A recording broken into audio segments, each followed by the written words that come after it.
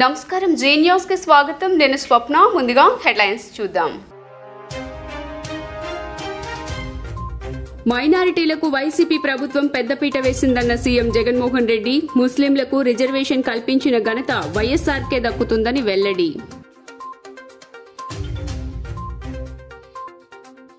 తెలుగు సినీ పరిశ్రమలో మరో విషాదం దిగ్గజ నటుడు చంద్రమోహన్ కన్నుమూత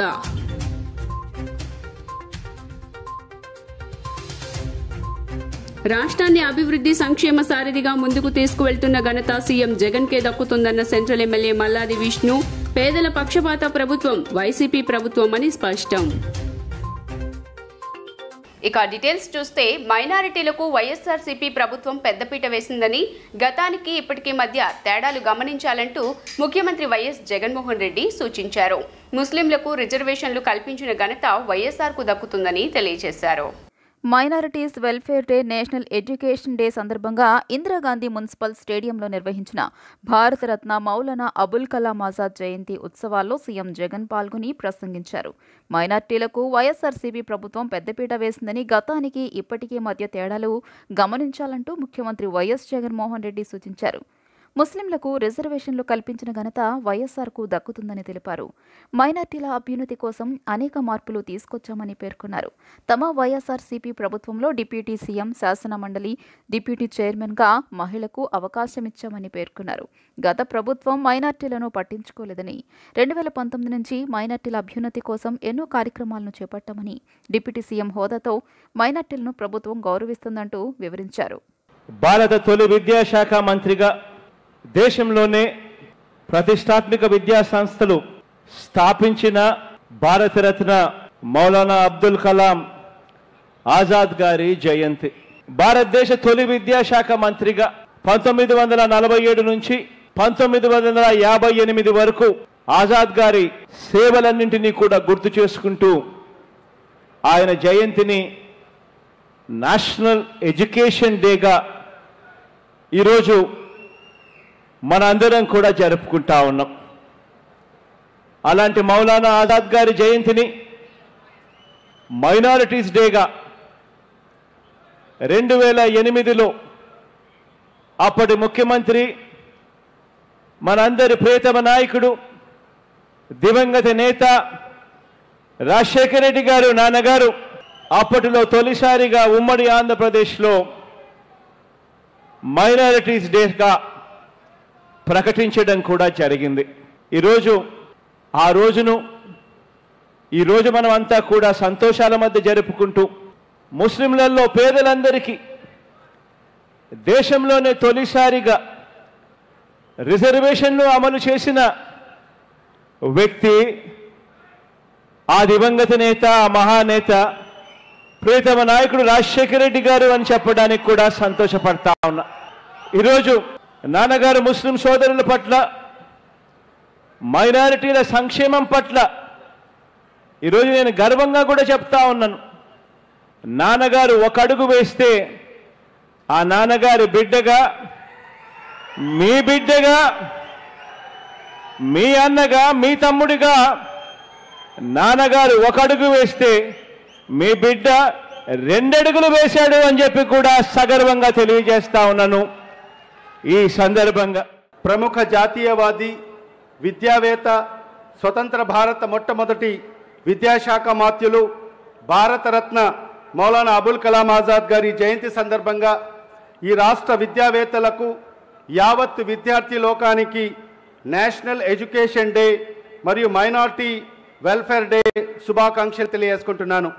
మరి ఈ కార్యక్రమానికి విచ్చేసిన గౌరవ మన ప్రియతమ నాయకులు ఈ రాష్ట్ర ముఖ్యమంత్రి శ్రీ వైఎస్ జగన్మోహన్ రెడ్డి గారికి, వేదికలు అలంకరించిన నా సహచర మంత్రివర్యులకు, శాసన మండలి సభ్యులకు, శాసనసభ్యులకు, మరి వేదికలు అలంకరించిన వివిధ కార్పొరేషన్ల చైర్మన్లకు, మరి ప్రభుత్వ సలహాదారులకు, మరి నా ముందున్న నా సోదర సోదరుమణులకు, మీడియా మిత్రులకందరికీ కూడా మరి అందరికీ నా హృదయపూర్వక ధన్యవాదాలు తెలియజేసుకుంటున్నాను. భారతదేశానికి స్వాతంత్రం వచ్చాక కోట్లాది మంది భారతీయులు విద్యా అవసరాలను, భావి భారతదేశం శాస్త్ర, సాంకేతిక, వైజ్ఞానిక మరియు సాహిత్య రంగాలలో అభివృద్ధి సాధించడానికి అవసరమైన ప్రణాళికలు రచించడము, పథకాలు యోచించడము, మరి వాటి అమలుకు కృషి చేయడం వంటి గురుతర బాధ్యతలను తన భుజాలపై వేసుకొని ఈనాడు మన భారతదేశ ప్రపంచ దేశాలలో అగ్రశ్రేణి దేశంగా పోటీ పడేందుకు కావలసిన వ్యవస్థల అభివృద్ధికి బీజాలు వేసిన అపర మేధావి మరియు అరుదైన వ్యక్తిత్వం కలిగిన మౌలానా అబుల్ కలాం ఆజాద్ గారు భారతదేశానికి వరుసగా 2 పర్యాయాలు విద్యాశాఖ మాత్యులుగా పనిచేసిన విద్యా ప్రదాత మౌలానా అబుల్ కలాం ఆజాద్ గారు. తెలుగు సినీ పరిశ్రమలో విషాదం నెలకొంది. మరో దిగ్గజ నటుడిని పరిశ్రమ కోల్పోయింది. ప్రముఖ నటుడు చంద్రమోహన్ ఉదయం ఆసుపత్రిలో కన్నుమూశారు. ఉదయం 8:45 ఆయన తుదిశ్వాస విడిచారని వైద్యులు తెలిపారు. కొంతకాలంగా అనారోగ్యంతో బాధపడుతున్న చంద్రమోహన్ హైదరాబాద్లోని అపోలో ఆసుపత్రిలో చికిత్స పొందుతూ తుదిశ్వాస వదిలారు. మొత్తం 932 సినిమాల్లో వివిధ పాత్రల్లో నటించి తెలుగు ప్రేక్షకులను అలరించారాయన. ఆయన వయస్సు 82 సంవత్సరాలు. చంద్రమోహన్కు భార్య జలంధర, 2 కుమార్తెలు ఉన్నారు. అబద్ధాలను సృష్టించి ఎల్లో మీడియాలో ప్రచారం చేయటమే టీడీపీ జనసేన పని అంటూ మంత్రి సీదిరి అప్పలరాజు మండిపడ్డారు. రాష్ట్రంలో ఏదో జరిగిపోతుందనే భయం సృష్టించాలనేదే వారి ప్లాన్. 4.5 ఏళ్లుగా ప్రభుత్వంపై తప్పుడు ప్రచారం చేస్తున్నారని దుయ్యబట్టారు. టీడీపీ జనసేన ఎప్పుడూ కలిసే ఉన్నాయని, గత ఎన్నికల్లో కూడా ఒప్పందం మేరకే వేర్వేరుగా పోటీలో ఉన్నారని, ఏపీలో మద్యం అమ్మకాలు ఉన్నట్లుగా అనిపిస్తే సీబీఐతో విచారణ చేయించుకోవాలని ఏపీ బీజేపీ అధ్యక్షురాలు పురంధరేశ్వరికి సూచించారు. తాడేపల్లిలోని వైఎస్ఆర్సీపీ కేంద్ర కార్యాలయంలో మంత్రి సీదిరి అప్పలరాజు విలేకరుల సమావేశం నిర్వహించారు. సమావేశంలో ఆయన మాట్లాడుతూ అమూల్ పేరు వింటేనే టీడీపీ నేతలకు నిద్ర పట్టడం లేదన్నారు. అమూల్ వలన పాడి రైతులకు మంచి లబ్ధి చేకూరిందని తెలియజేశారు. అమూల్ వచ్చాక బలవంతంగా ధరలు పెంచక తప్పని పరిస్థితి వచ్చిందని, గత 3 ఏళ్లలో 8 సార్లు ధరలు పెంచారన్నారు. ఇది జగనన్న పాల వెల్లువ ఎఫెక్ట్ అని, ఇది తట్టుకోలేకనే అమూల్పై ఎల్లో మీడియా విషం కక్కుతున్నారని మంత్రి నిప్పులు చెరిగారు.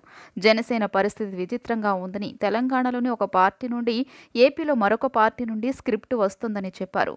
నాదెండ్ల మనోహర్ వాస్తవాలు తెలుసుకుని మాట్లాడితే మంచిదన్నారు. జనసేన పార్టీని పవన్ అమ్మేశాడని జన సైనికులు గుర్తించాలన్నారు. ఏపీలో మద్యం బ్రాండ్లను పురంధరేశ్వరి టేస్ట్ చేస్తున్నారేమో తెలియదని, ఇప్పుడు ఉన్నవన్నీ చంద్రబాబు పర్మిషన్ ఇచ్చినవేనని చెప్పారు. ఏపీలో మద్యం అక్రమాలు ఉన్నట్టుగా అనిపిస్తే సీబీఐతో విచారణ చేయించుకోవాలన్నారు. గత 4-5 రోజులుగా జనసేన పార్టీ నుంచి నాదెండ్ల మనోహర్ గారు కావచ్చు, మరి అలాగనే నిన్న సంఘం డైరీ నుండి ధూళిపాల నరేంద్ర గారు కావచ్చు, వీళ్ళందరూ కూడా కోడిగుడ్డు మీద ఈకలు పీకాలని, ఆకాశం మీద ఉమ్మి వేయాలని, కాల్చిన గుడ్డని ముహాన పడేద్దామని అనేకమైనటువంటి ఆరోపణలు చేస్తా ఉన్నారు. నాదెండ్ల మనోహర్ గారు మాట్లాడుతూ జగనన్న పాల వెల్లువ కార్యక్రమంలో 2000 కోట్ల పైబడి అక్రమాలు జరిగాయని, యానిమల్స్ రీసైక్లింగ్ జరిగిందని ఆయన మాట్లాడుతూ ఉన్నారు. మరి అలాగనే నరేంద్ర గారు మాట్లాడుతూ అమూల్ డైరీకి సంబంధించి కొన్ని అభ్యంతరకరమైన మాటలు మాట్లాడారు. వాస్తవానికి ఈ విషయాలపైన స్పందించాలన్నటువంటి ఆసక్తి ప్రభుత్వానికి వాస్తవానికి లేదు. ఎందుచేతంటే మన గత 4.5 సంవత్సరాలుగా ఒకసారి పరిశీలిస్తే ప్రతిపక్షం అదే పనిగా లేనటువంటి వాటిని సృష్టించడం, ఒక అబద్ధాన్ని సృష్టించడం, దాన్ని వాళ్ళ మీడియాలో విరివిగా సర్క్యులేట్ చేయటం. ఈటీవీ వారు, ఏబిఎన్ వారు, టీవీ5 వారు, మరి వాళ్ళ సోషల్ మీడియా వాళ్ళు అదే పనిగా దాన్ని సర్క్యులేట్ చేయటం. ఏదో జరిగిపోతుంది. అధికారం ఉంటే రాష్ట్రాన్ని ఎలా దోచేయవచ్చో జగన్ నిరూపించారని మాజీ మంత్రి కన్నా లక్ష్మీనారాయణ విమర్శలు గుప్పించారు. 16 నెలల పాటు జైల్లో ఉండి ఎలా దోచుకోవచ్చో రీసెర్చ్ చేశారన్నారు. ఏపీని జగన్ నాశనం చేశారని మండిపడ్డారు. ఏపీకి జగన్ ఎందుకు అవసరం లేదో 100 కారణాలు చెబుతానని, 100 కారణాలతో పుస్తకం వేస్తామని తెలిపారు. జగన్మోహన్ రెడ్డికి ఒకసారి అవకాశం ఇస్తే ఏపీని తెలంగాణకు తాకట్టు పెట్టారని మాజీ మంత్రి కన్నా లక్ష్మీనారాయణ ఆరోపించారు. మరోసారి అవకాశం ఇస్తే బ్రిటిష్ వాడికి అమ్మేస్తారని ఆయన వ్యాఖ్యలు చేశారు. అధికారంలోకి వచ్చిన తర్వాత నాసిరకం సారా అమ్ముకుంటూ తాగుబోతులను పెంచారన్నారు. దళితులకు జగన్ చేసినంత ద్రోహం ఇంకే ముఖ్యమంత్రి చేయలేదన్నారు. విశాఖలో భూములు కొట్టేయడానికే కొత్త అసైన్మెంట్ చట్టం చేశారన్నారు. రాష్ట్ర ప్రభుత్వ ఉద్యోగులను భయపెట్టి బానిసలుగా చేస్తున్నారని మీడియా సమావేశం పెడితే పోలీసులను కాపలా పెట్టారని తెలిపారు. రాష్ట్రంలో రాష్ట్రపతి పాలన పెట్టాలని డిమాండ్ చేశారు. ఈ రాష్ట్రంలో స్వేచ్ఛగా బతకాలన్నా రాష్ట్రపతి పాలన కావాలన్నారు. ఒక్క తడికి నీళ్లు ఇవ్వలేని మంత్రి అంబటి పోసుకోలు ముచ్చట్లు చెబుతారని కన్నా లక్ష్మీనారాయణ తీవ్రస్థాయిలో విరుచుకుపడ్డారు. దీపావళి పండుగ సందర్భంగా ఏర్పాటు చేస్తున్న బాణాసంచా విక్రయ సముదాయాల వద్ద ఎలాంటి అవాంఛనీయ సంఘటనలు జరగకుండా అన్ని చర్యలు తీసుకోవాలని పోలీస్ కమిషనర్ కాంతిరాణా టాటా పేర్కొన్నారు.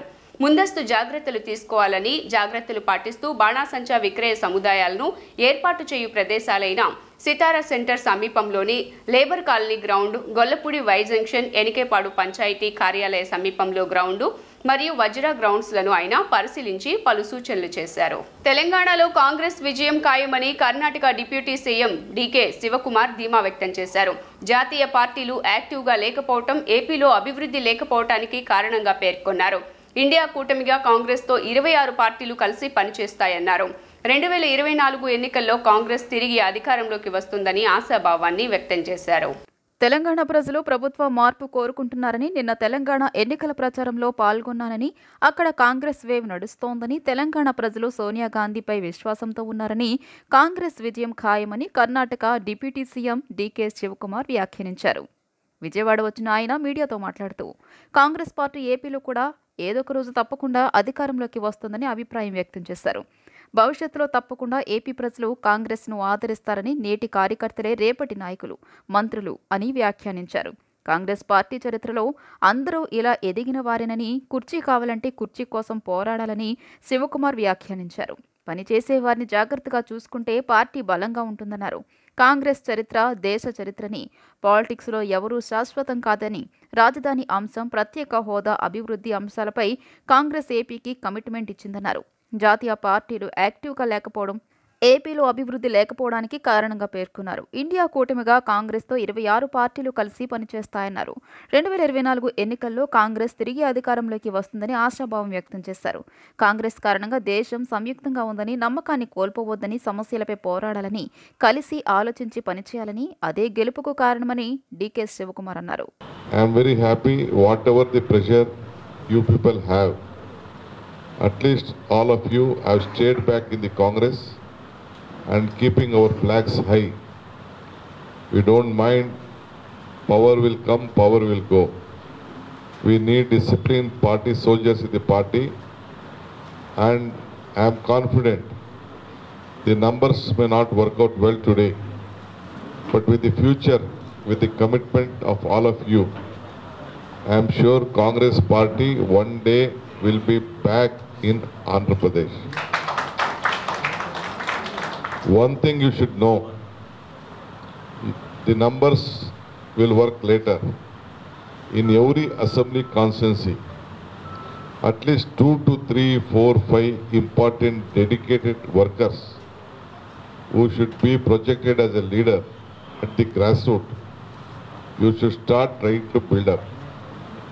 No building is built immediately. Only from the foundation, any building can be built. Like first we have to see that, forget leader, a worker is very much important. If workers is strong, the party will strong.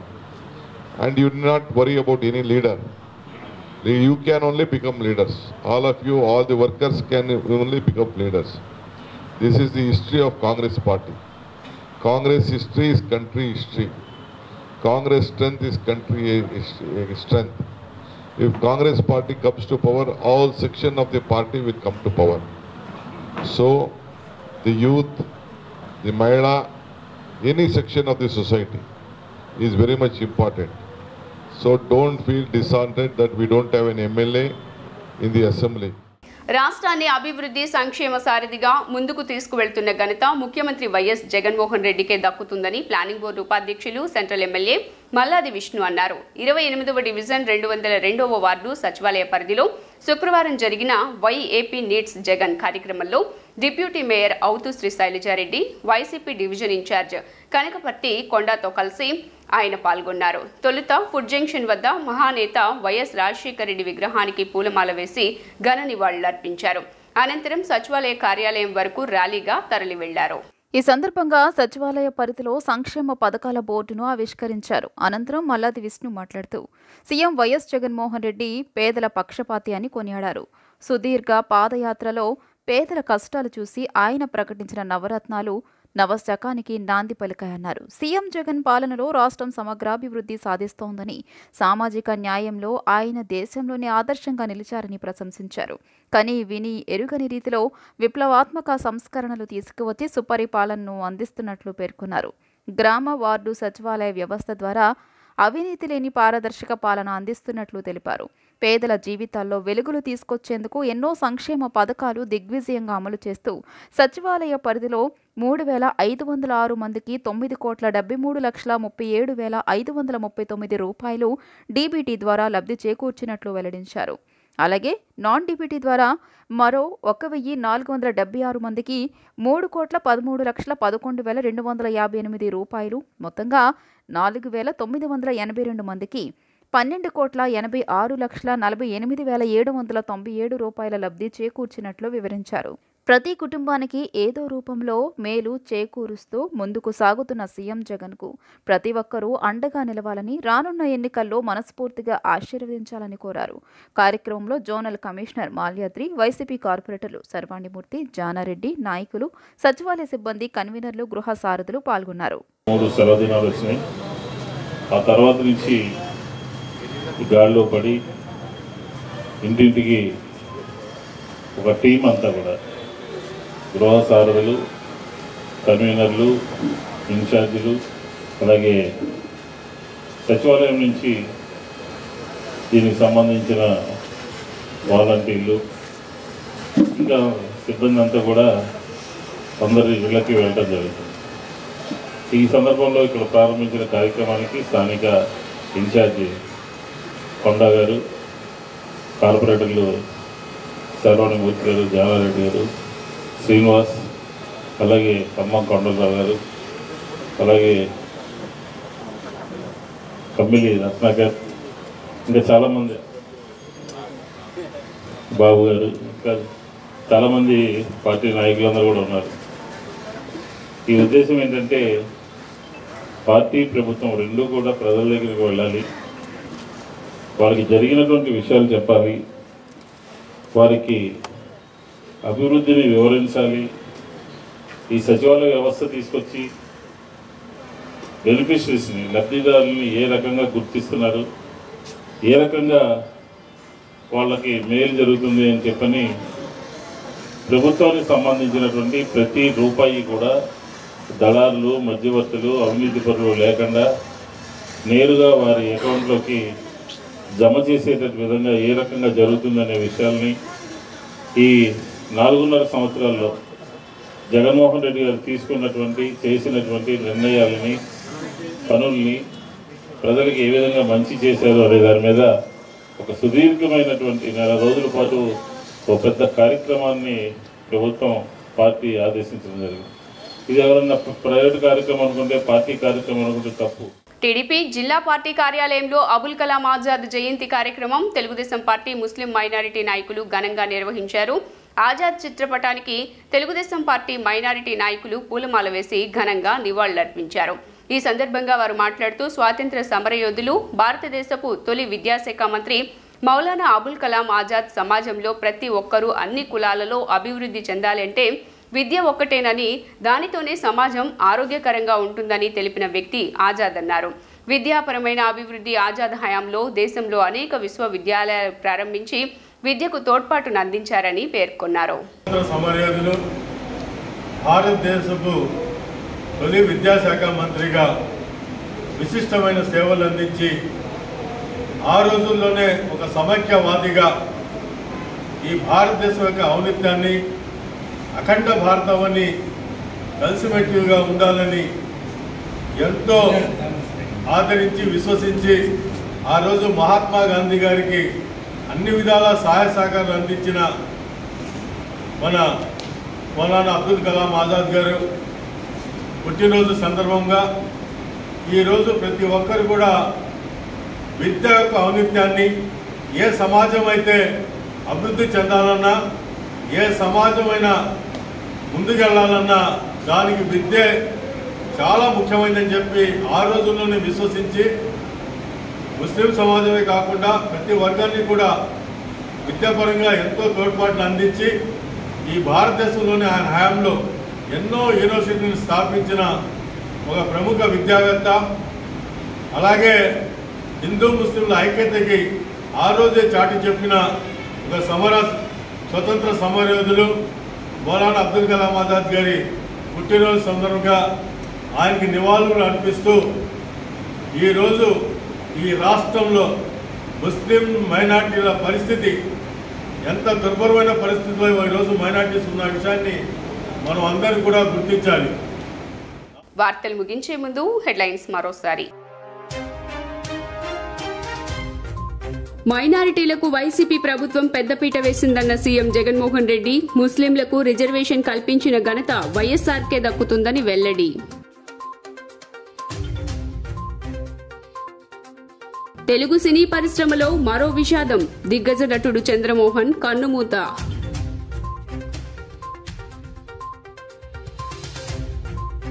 రాష్ట్రాన్ని అభివృద్ధి సంక్షేమ సారథిగా ముందుకు తీసుకువెళ్తున్న ఘనత CM జగన్కే దక్కుతుందన్న central MLA Malladi Vishnu. పేదల పక్షపాత ప్రభుత్వం వైసీపీ ప్రభుత్వం అని స్పష్టం. జీ న్యూస్ ఇంతటితో సమాప్తం. తిరిగి వార్తల్లో మళ్ళీ కలుద్దాం. అంతవరకు సెలవు. నమస్కారం.